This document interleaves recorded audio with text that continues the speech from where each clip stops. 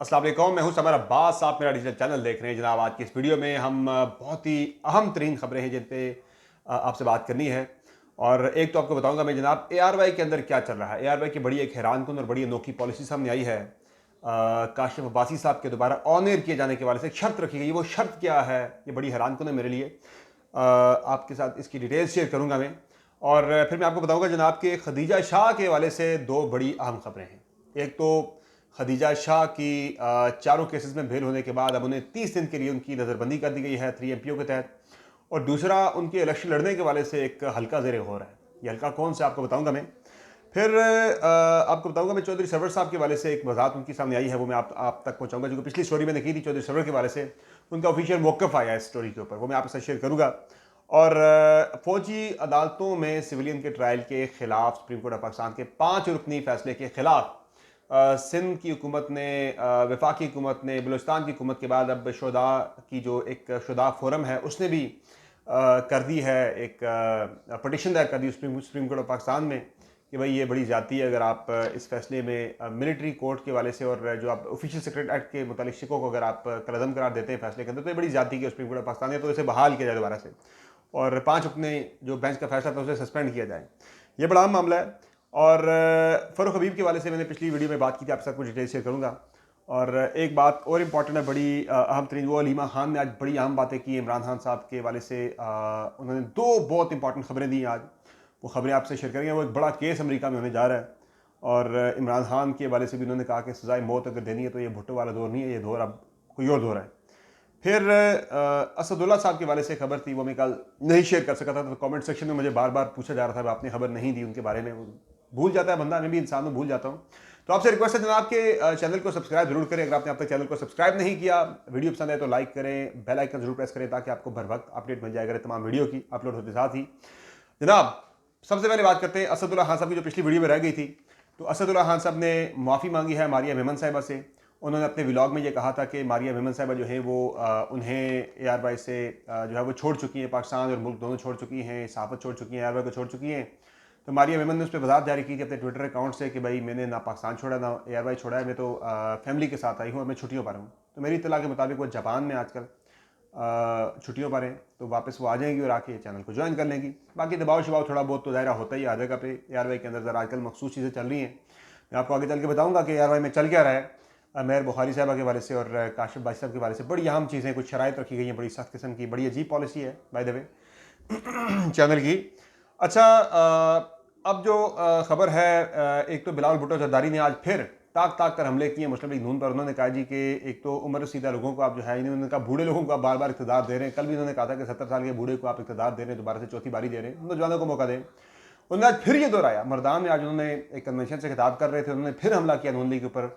उन्होंने उनको सिलेक्टेड भी कह रहे हैं और मियाँ नवाज शरीफ को महंगाई लीग भी कह रहे हैं उनकी पार्टी को। उन्होंने कहा अगर ये फिर से किसी सिलेक्टेड को मुसल्लत किया गया तो ये पाकिस्तान तो ये बड़ा ख़तरनाक होगा। वो एक ख़तरे की तरफ इशारा कर रहे हैं। वो ख़तरा क्या है इस पर हम आई डोंट नो वो क्या ख़तरा है। वो पाकिस्तान के वाले से लोगों के अंदर ज़ाहिर है, अगर अवाम के मैंडेट का एहतराम नहीं किया जाता, मैंडेट के बरखिलाफ अगर कोई फैसला होता है तो पाकिस्तान के अंदर कोई अनारकी खुदा न खास्ता फैल सकती है, कोई खाना जंगी की सूरत हाल शायद बन सकती है। इस तरह के खदशात का इजहार तो किया जा रहा है कि शफाफ इंतखाबात ना हुए, अगर मेजॉरिटी में जो मैंडेट है उसको अगर रोन दिया गया तो वो फिर पाकिस्तान के लिए उसके अच्छे नताज नहीं होंगे। तो उसी तरह बिलावल भुट्टो जरदारी भी इशारा कर रहे हैं बाय द वे। अच्छा, चौधरी सरवर साहब की बात मैं करना भूल गया, शुरू में मुझे करनी चाहिए थी कि पिछली वीडियो में मैंने आपको खबर दी थी कि चौधरी सरवर साहब जो कि पाकिस्तान तहरीक इंसाफ के दौरे हुकूमत में गवर्नर पंजाब थे, उससे पहले नून लीग के दौर में भी रह चुके, नून लीग छोड़ के वो तहरीक इंसाफ के अंदर आए थे। तो चौधरी सरवर साहब के बारे से मैंने खबर दी थी कि उन्होंने इमरान खान साहब को पैगाम भेजा है कि वो आना चाहते हैं तहरीक इंसाफ के अंदर। ओवरसीज़ की वो कहते हैं कि उन्हें दे दी जाए जिम्मेदारियाँ।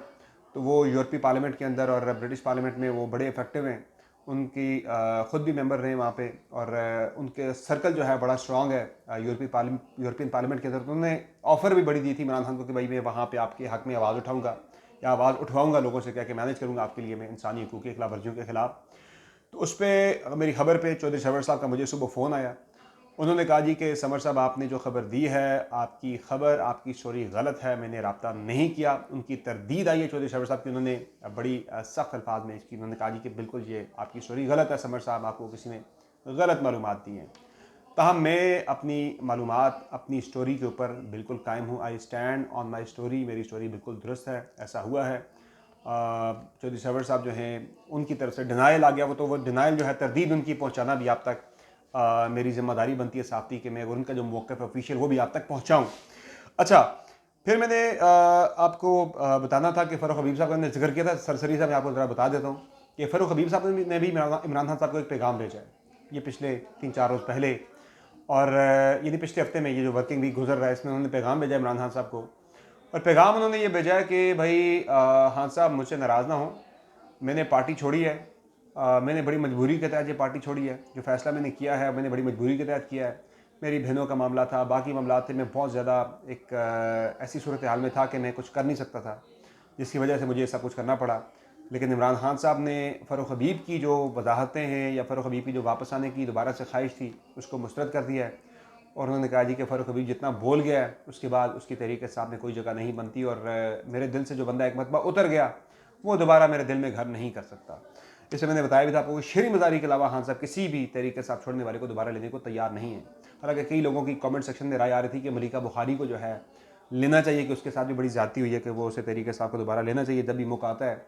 अच्छा, अलीमा खान साहबा ने एक फ़ैसला किया आज, उन्होंने बड़ी आज दबंग गुफ्तगू की। उन्होंने एक तो कहा जी कि डोनाल्ड लू जो हैं जिनकी कन्वर्सेशन आई थी, जिनकी कन्वर्सेशन के ऊपर साइफर लिखा था हमारे उस वक्त के सफ़ीर असद मजीद साहब ने, उनके साथ गुफ्तगू में जिन्होंने थ्रेटन किया था पाकिस्तान को, इमरान खान को, ये हुकूमत को, तो डोनाल्ड लू के ख़िलाफ़ अलीमा खान साहबा ने कहा है कि वो अमेरिका में डोनाल्ड लू के ख़िलाफ़ एक मुकदमा करने जा रहे हैं। ये बहुत बड़ी खबर है, ये बड़ी डेवलपमेंट है। पाकिस्तान तहरीक इंसाफ अमेरिका का जो चैप्टर है वो आने वाले दिनों में डोनाल्ड लू के ख़िलाफ़ अमेरिका में एक केस करने का इरादा रखता है कि भाई उसने थ्रेटन करके साजिश करके पाकिस्तान में इमरान खान की हुकूमत गिराई थी। साथ ही अलीमा खान ने एक और बात की, उन्होंने कहा कि साइफर केस के अंदर जो जज हैं वो कह चुके एक मौके पर कि साइफर केस में जो सबसे ज़्यादा सज़ा है, बड़ी से बड़ी सबसे सख्त सज़ा ये है कि उसमें सज़ाए मौत दी जा सकती है बंदे को। तो उन्होंने कहा जी कि अब ये जुल्फ़िकार अली भुट्टो वाला दौर नहीं है, वो गलती मत दोहराइएगा, तो ये वो वाला दौर नहीं है, तो ये गलती करना तो दूर सोचेगा भी इस बारे में। बाकी जो शहदा हैं उनके लवाहिकीन ने, शहदा फोरम है एक पाकिस्तान में शहदा के लवाहिकीन का, उन्होंने एक पटिशन आज दायर की है सुप्रीम कोर्ट ऑफ पाकिस्तान में कि फ़ौजी अदालतों के हवाले से जो फ़ैसला है 5 रुकनी बेंच का, उस फैसले को कलअदम करार दिया जाए और फ़ौजी अदालतों को बहाल किया जाए। अच्छा, इसमें बड़ी एक अक्लमंदी या होशियारी से कहूँगा मैं, अक्लमंदी नहीं, इसे मैं होशियारी कहूँगा, chief justice of Pakistan justice Qazi Faez Isa sahab की।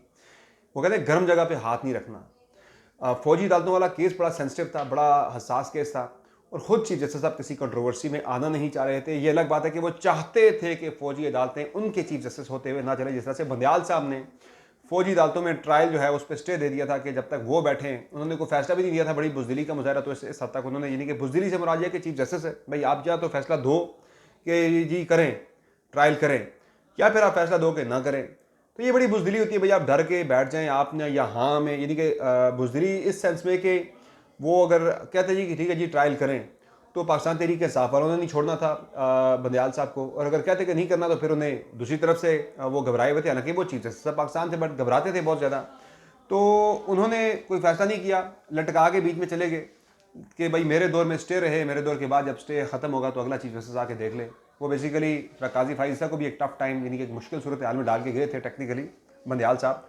तो काजी फाइज ईसा साहब ने अपने सर से उतार के अगले चीफ जस्टिस के सर पर डाल दी, यानी जादुल हसन साहब की सरबराही में 5 रुकनी बेंच बना के उनकी कोर्ट पे बॉल डाल दी। वो चाहते थे कि मेरे दौर, यानी कि मेरे दौर में भी किसी सिविलियन के खिलाफ फौजी ट्रायल ना हो। ये मंशा थी काजी फाइज ईसा की, तभी बेंच इस तरह का बनाया कि जिसने ये फैसला दिया भाई कि नहीं होना चाहिए ट्रायल फौजी अदालतों में, सिविलियंस का उसे रोक दिया, कलअदम करार दे दिया। तो अब शहदा फोरम ने भी कहा है, सिंध हाई कोर्ट सिंध हुकूमत भी कर चुकी है चैलेंज, बलूचिस्तान हुकूमत भी चैलेंज कर चुकी है, वफाकी हुकूमत भी चैलेंज कर चुकी है 5 रुकनी बेंच के फैसले को। और उसमें कहा जा रहा है कि एक बड़ा बेंच बने, 7 रुकनी बेंच बनाने की दरखास्त, यानी कि जो दरखास्त है ये 5 रुकनी बेंच से बड़ा बेंच एक बने जो कि इस फैसले के खिलाफ अपील को सुने। और वो कहते हैं कि 184(3) के तहत जो अब नई जो एक कवानीन बने हैं, यानी कि बेंच की कंपोजिशन के वाले से प्रैक्टिस एंड प्रोसीजर के कानून के पास होने के बाद, तो उस फैसले के बाद तो अब ये बेंच जो है वो एग्जिस्ट ही नहीं करता, बनता ही नहीं था केस इसके पास। पटिशनें जो थी वो भी नाकाबिल समात थी, वो लगाई गई। बहरहाल इसमें अब प्रेशर जो है वो रियासत का और हुकूमत का, रियासी इदारों का सब तरफ से बढ़ रहा है सुप्रीम कोर्ट ऑफ पाकिस्तान के ऊपर कि भाई फौजी अदालतों के हवाले से केस लगाएं और मिलिट्री कोर्ट में सिविलियन के ट्रायल। हाँ, इसमें अहम बात आज अटॉर्नी जनरल ने यह बताई है सुप्रीम कोर्ट ऑफ पाकिस्तान को कि जी इस फौजी अदालतों में हर किसी का ट्रायल नहीं होगा। ये जो 102 या 104 बंदे पकड़े हुए हैं सबका ट्रायल फौजी अदालतों में नहीं होगा। बल्कि सिर्फ उन अफराद का ट्रायल फौजी अदालतों में होगा कि जिन्होंने फौजी तनसीबात पर हमला किया या जिन्होंने ऑफिशियल सीक्रेट एक्ट की खिलाफ वर्जी की है। तो उन्होंने ये उसमें कहा है, अपना बयान दिया है कि सब लोगों का ट्रायल नहीं होगा। बहरहाल इस पर अब देखते हैं सुप्रीम कोर्ट ऑफ पाकिस्तान क्या करती है, लेकिन बेंच बनेगा, शायद 7 रुकनी बेंच बन जाए। उस बेंच में खुद मुझे इतना पता है कि चीफ जस्टिस पाकिस्तान खुद नहीं बैठेंगे, बड़े सियाने आदमी हैं। बाकी फाइनली एआरवाई में क्या चल रहा है, एआरवाई में ये चल रहा है जनाब के एआरवाई ने बड़ी एक अनोखी पॉलिसी दी है कि महर बुखारी साहबा के बारे में आपको पहले खबर दे दूं कि वो एआरवाई में कंफर्टेबल नहीं है। ये मैं पहले आपको बता भी चुका हूँ, या एआरवाई उनसे कंफर्टेबल नहीं है या वो एआरवाई से कंफर्टेबल नहीं है। कोई एक पार्टी दूसरे पे खुश नहीं है, जो भी है वटाइवर जो भी है। कोई इतने अच्छे मामलात नहीं चल रहे। तो महर बुखारी साहबा जो है वो एआरवाई अगले चंद अयाम के अंदर वो छोड़ रही हैं, एआरवाई से रिज़ाइन कर रही हैं। वो जाएंगी या तो एक बिल्कुल नए चैनल में जाएंगी या उन चैनलों में से, यानी जिन माजी में जिन चैनलों में वो काम कर चुकी है उनमें से किसी एक चैनल में वो वापस जाएंगी, उसकी स्क्रीन पर दोबारा जाएंगी। और काशिफ वासी साहब का, जैसे कि मैंने आपको बताया था, 2 हफ्ते के लिए वो ऑफर हुए थे इनिशियली। ऑफिशियल मौक़िफ़ एआरवाई का ये था कि वो छुट्टियों पर गए, वो छुट्टियाँ फिर तवील हो गई, 3 हफ्ते हो गया उनकी, तीसरा हफ्ता भी गुजर गया, शायद चौथा हफ्ता भी गुजर जाए, मुझे लगता है जो हालात हैं। अब मुझे पता ये चला है कि एआरवाई की पॉलिसी जनाब इस हवाले से ये है, बड़ी अनोखी पॉलिसी एआरवाई ने बनाई है कि जिस दिन महर बुखारी साहब एआरवाई छोड़ देंगी, वो किसी और चैनल पे चली जाएंगी, यानी जिस दिन वो एआरवाई की स्क्रीन से ऑफर होंगी, उनका प्रोग्राम यहाँ से ख़त्म होगा, वो रिज़ाइन देंगी, तो उसके बाद फिर काशिफ अब्बासी साहब को एआरवाई पे दोबारा से ऑन एयर कर दिया जाएगा। तो ये पॉलिसी है जनाब कि जब महर बुखारी साहब एआरवाई से जाएंगी तो काशिफ अब्बासी साहब दोबारा से एआरवाई पे ऑन एयर हो जाएंगे। तो ये जनाब एआरवाई की बड़ी एक अनोखी पॉलिसी है, जो मुझे जिसकी समझ नहीं आई कि ये क्या पॉलिसी है। बहरहाल चैनल को पता है कि उन्होंने कैसे चलाना है चैनल, मेरा चैनल तो नहीं है, ना मैंने कभी चैनल चलाया है, लेकिन ये पॉलिसी मुझे थोड़ी सी ज़रा बड़ी अजीब सी लगी है कि ये कैसे जनाब ये पॉलिसी बनी है कि एक बंदा जाएगा तो दूसरा आएगा। तो ये सारी डिटेल्स है। बाकी जो सर साहब के हवाले से बात हुई थी उसमें थोड़ा सा एक ऐड उसमें ये भी करता था, मैंने कहा था मैं अपनी स्टोरी पे कायम हूँ, और उनकी एक लॉजिक, सर हर चीज़ के पीछे लॉजिक होती है भाई, क्योंकि बंदा क्यों आना चाह रहा है। वो तरीके साथ जो बिल्कुल इस वक्त बहुत ज़्यादा चैलेंजेस से में घिरी हुई है, उससे तो लोग इस शिप से जंप लगाना चाहते हैं। वो क्यों आना चाहेगा, वो इसलिए आना चाह रहे हैं कि उनके बेटे जो हैं वो ग्लासगो से इलेक्शन लड़ते हैं, स्कॉटलैंड से। तो उनके लिए जो आपको पता है तरीके साथ की पॉपुलैरिटी ओवरसीज़ बहुत ज़्यादा है उन इलाकों में, तो वो शायद इसलिए आना चाह रहे थे कि अपने लिए नहीं, अपने बेटे के मुस्तकबिल को बनाने के लिए, कि वो अगला इलेक्शन जीत जाए वहाँ से पाकिस्तानियों के वोट डलने के बाद, या तरीके साफ के लोगों का चूँकि मेजॉरिटी है, पाकिस्तानियों की मेजॉरिटी तरीके साफ के साथ है, तो वो वोट पड़ जाए उनके बेटे को, अनस को। तो इसलिए वो शायद ये फैसला करना चाह रहे थे, लेकिन उन्होंने तरदीद की है। तो मैं उनकी तरदीद भी आप तक पहुँचा रहा हूँ कि भाई उन्होंने कहा कि मेरे ऐसा कोई रब्ता मेरा नहीं हुआ, ना मैंने ऐसी कोई ऑफर दी, हाँ साहब को ये साहब उन्होंने कहा स्टोरी गलत है। तो इसी पे इख्तिताम करता हूँ। अगली जो चीज़ है बड़ी इंपॉर्टेंट है, वो अगली वीडियो में मैं आपके साथ एक बहुत ही इंटरेस्टिंग, बहुत ही दिलचस्प एक टाइमलाइन शेयर करूँगा, मिस ना कीजिएगा अगली वीडियो। कि एक होती है इंजीनियरिंग, सियासी इंजीनियरिंग जिसे कहा जाता है। सियासी इंजीनियरिंग के बाद अब एक सियासी रिवर्स इंजीनियरिंग, आपने रिवर्स इंजीनियरिंग भी सुना होगा, कोई चीज़ बनी होती है उसी को देख के उसको रिवर्स इंजीनियरिंग करके लोग अपनी चीज़ बना लेते हैं। तो एक सियासी रिवर्स इंजीनियरिंग एक पाकिस्तान के अंदर आजकल हो रही है, बड़ी इंटरेस्टिंग। मैं आपके साथ कुछ फैक्ट्स, कुछ टाइमलाइन शेयर करूँगा। एक ऑर्डर है, उसी रिवर्स ऑर्डर में चीज़ें हो रही हैं। अगली वीडियो देखना मत भूलिएगा, उसमें बड़ी इंटरेस्टिंग चीज़ें हैं। इजाज़त दीजिए, अल्लाह हाफ़िज़।